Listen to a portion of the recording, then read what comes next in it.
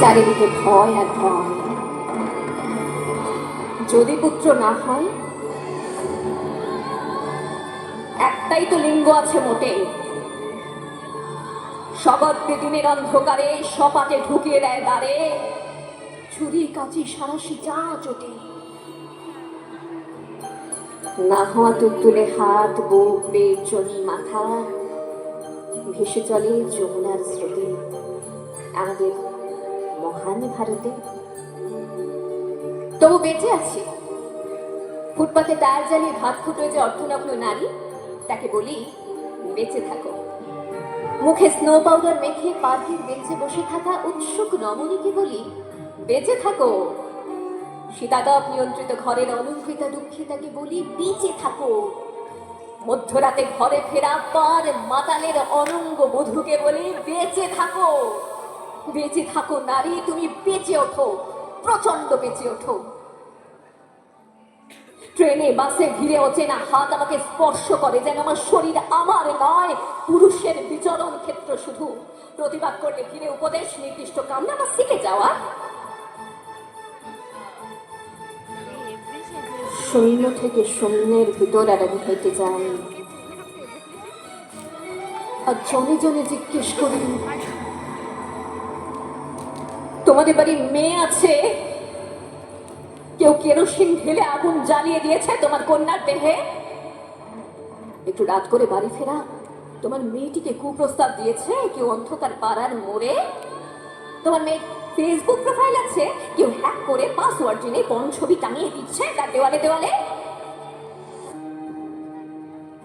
নারী, তুমি বেঁচে ওঠো।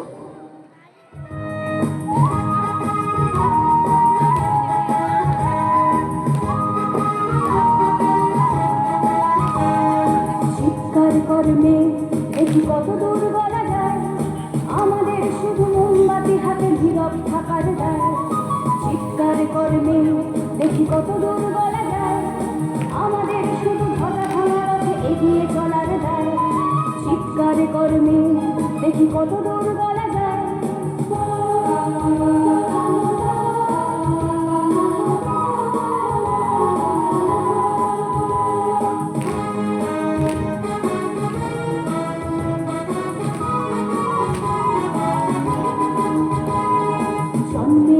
মৃত্যু দিয়েছি জন্মের পরে ভয়, সকালে বিকালে শরীর আগতে লুকিয়ে বাঁচতে হয়।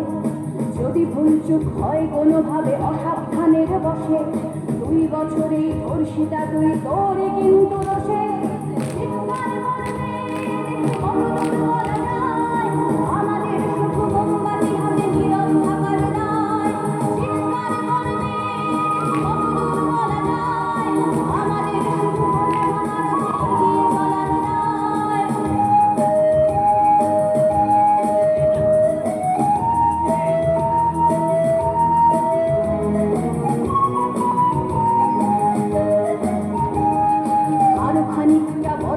ওরা ন্যান্ত করবে তোকে, হোল্ডিং জুড়ে তোর খোলা পিঠ সাথে গিলবে লোকে। বিক্রি হবে আরো আছে তোর যা কিছু ব্যক্তিগত, আমরা শুধুই খানিক লোক খানিক